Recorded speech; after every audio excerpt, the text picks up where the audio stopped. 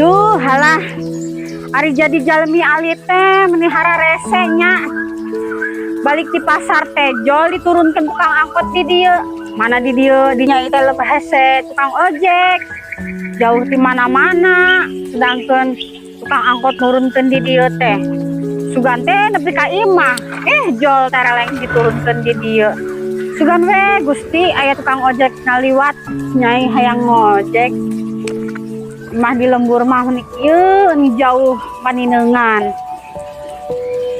Woi, meneureus. Naon? Ojek sanes. Sanes ya mas sanes ojek nih. Reka mana tuh nyai? Nyai are ka imah. Pasti mana?